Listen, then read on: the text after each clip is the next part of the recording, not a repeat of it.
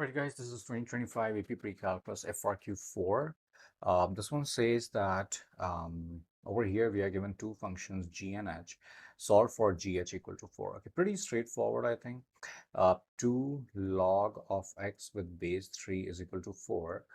Dividing both sides with 2, I have log of x with base 3 is equal to 2. So x will be equal to 3 square because 3 is thrown on the other side. So x is 9. That is the answer to A1. A2 is asking us to solve, and they're asking, is that in the domain of G? Yes, 9 is perfectly in the domain of log x. Then in the second part, they are asking us to solve h is equal to 3, which is 4 cos square x is equal to 3, which means that cos square x is 3 over 4. Taking square root both the sides, cos x is plus minus square root 3 over 2. And remember, we just need to solve for 0 to pi over 2. So how can cos be negative? I mean, cos is not negative in 0 to pi over 2. It is positive. So only cos x equal to root 3 over 2 will give me an answer, which is pi over 6 from the unit circle. So that's our answer to second one.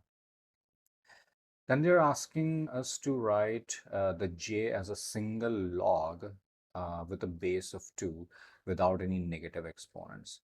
We can do that. I think they have written log of x with base 2 plus 3 log 2 with base 2. This can be written as log of x with base 2, 3 jumps on the top, and this will be log of base 2, log of 2 cube with a base of 2. 2 cube is 8, of course. So this will be log of x with base 2 plus log of 8 with base 2. And now we'll use the property to merge both the logs. And the final answer will be log of 8x with a base of 2.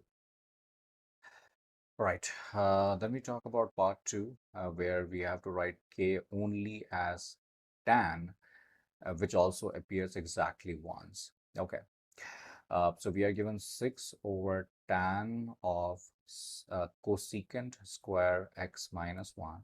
Okay, that's interesting.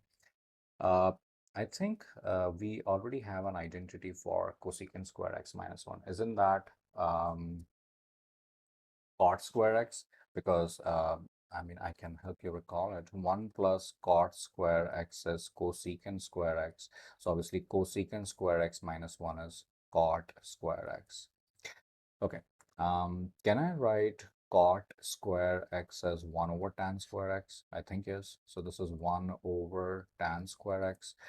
This means that one of the tan will be gone here. So I'm left with 6 over 1, or maybe I can make it simple.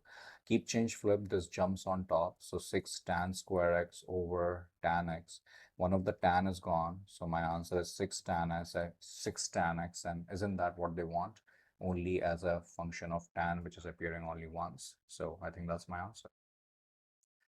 Then C, they are asking that we need to solve for e to the 2x minus e to the x minus 12 such that the output value is 0. Okay, this definitely doesn't look solvable right now, but if I make a simple substitution of y is equal to e to the x, then y square will be e to the x whole square, which is e to the 2x. So now this becomes a quadratic, which looks like y square, because e to the 2x is y square, minus y minus 12 is 0.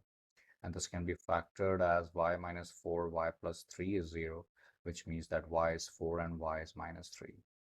But what is y? Is e to the x.